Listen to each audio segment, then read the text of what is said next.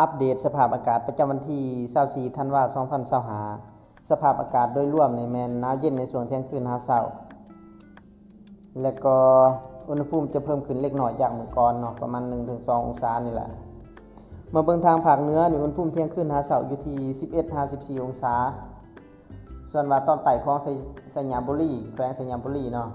อากาศจะอุ่นขึ้นเล็กน้อยมาเบิ่งทางภาคกลางนี่อุณหภูมิเที่ยงคืนหาเช้าอยู่ที่ 16-19 องศาสำหรับแขวงไชยสมบูรณ์นี่จะหนาวเทียบเท่ากับภาคเหนือ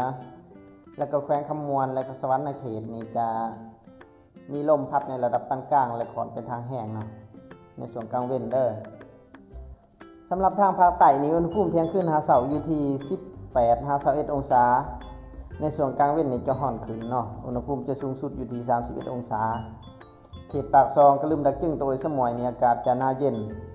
อุณหภูมิอยู่ที่ 14-16 องศา